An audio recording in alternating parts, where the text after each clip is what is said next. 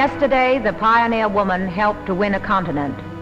Today, with the same spirit of determination, American women are working to save this way of life, working to save the nation from the impact of total war, working to build a sure defense. American women are alert to the dangers which threaten our democracy today.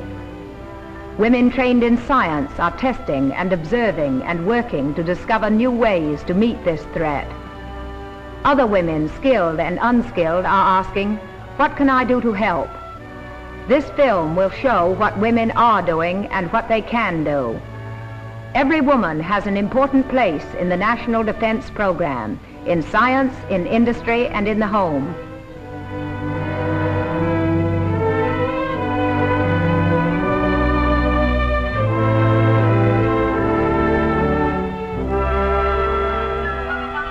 Silk is vital to national defense. Its most important use is for parachutes and powder bags. New substitutes are being perfected in the laboratory to meet the growing demand. Normal wear is hard on clothes, but not so hard as a machine like this. And there is a direct relation between an abrasion tester, clothing, and national defense. Durability and economy are important to American consumers called on to make sacrifices in this emergency.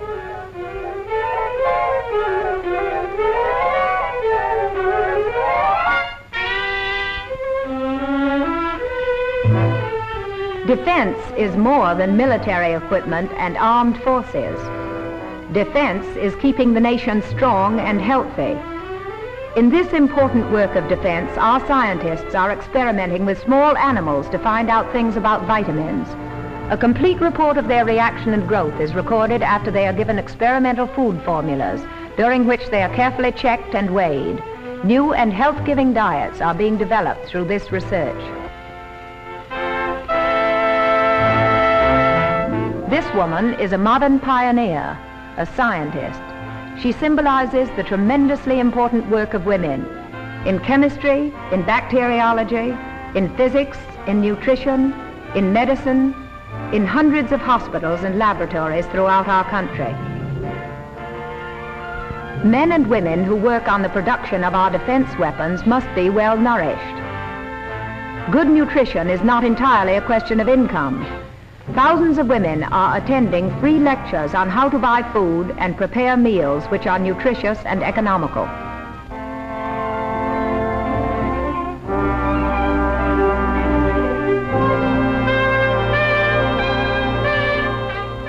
Women working in industrial plants need costumes which are comfortable and safe around machinery. Uniforms which meet these needs have been designed.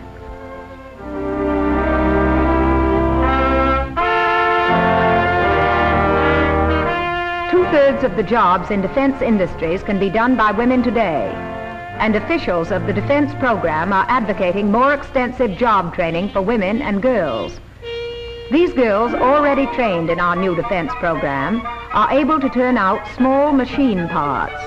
More women are being trained in mechanical trades to meet the shortage of skilled labor for drilled presses, turret lathes, milling machines, planers, and welding equipment.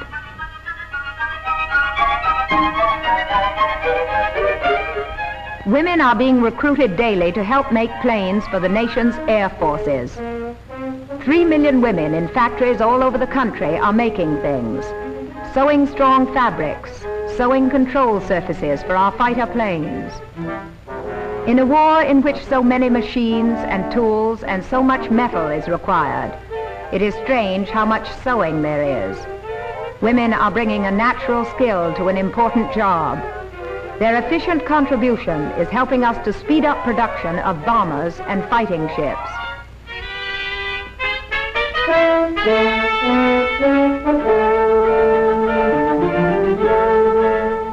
One parachute takes 65 yards of silk. Only silk has the lightness and strength essential in making parachutes. Women who have had special training in the manufacture of this product are the only ones who can be employed in these factories. A man's life depends on every parachute, so there is no margin for error. The nimble fingers of these women are capable of turning out perfect workmanship on unbelievably fast-running machines.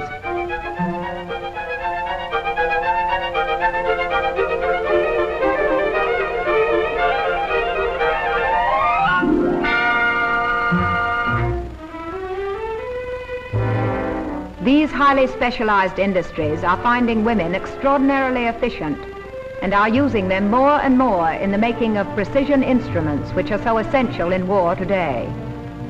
All of these instruments require ball bearings or roller bearings, bearings so precise that experts must use a microscope for assembly.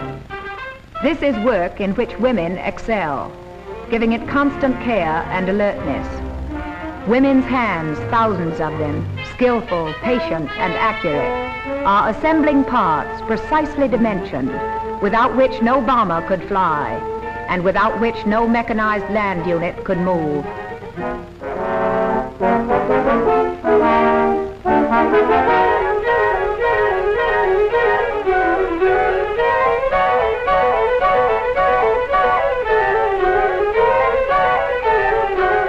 Every ship that glides down the ways must have electrical switches. Women today are assembling, gauging, fitting together, riveting, drilling, and making them. This work requires fingers that move with lightning speed. Every defense worker doing her job well. That's the battle of production and the essence of defense.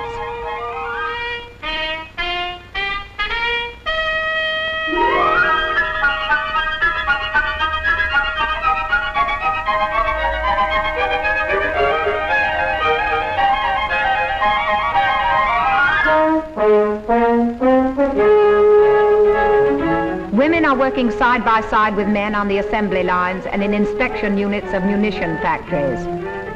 Millions of shells are moving off the production lines in our great plants from coast to coast. Shells for tanks and naval guns. Shells for coast and field artillery. Shells for anti-aircraft defense. Women are skillful in gauging and checking for minute imperfections. Mass production is important when you realize that a single machine gun can fire 1,400 rounds a minute.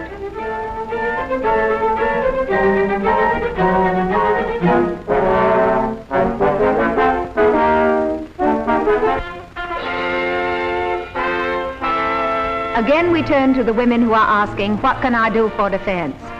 The American Women's Voluntary Services provides instruction in many basic skills to over 80,000 women. Soon the Office of Civilian Defense will cooperate not only with the AWBS, but with all other private and public agencies to aid volunteers in obtaining the training they want, a training indispensable in war, valuable in peace. The Red Cross today is the culmination of the work of a woman who pioneered under the duress of a war. Clara Barton, its founder, determined that the care of the wounded should not be left to the unskilled. Today, true to its tradition, the American Red Cross volunteers are responding to the needs of war-distressed peoples. 25 million and more surgical dressings have already been sent to Europe.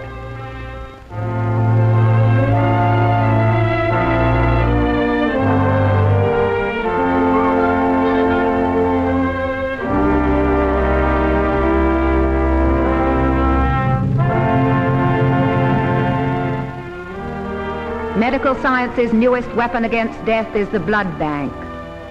Thousands of women today are giving their blood, giving the essence of life to save life.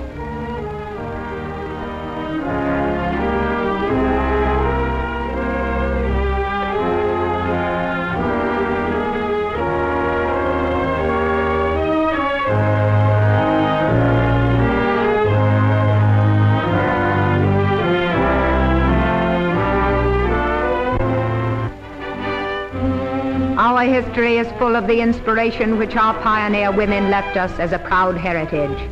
And again today, American women are stirred by that heritage, serving their country in the laboratory, on defense production lines, in the civilian defense services, and in the home, which is, after all, the first line of defense.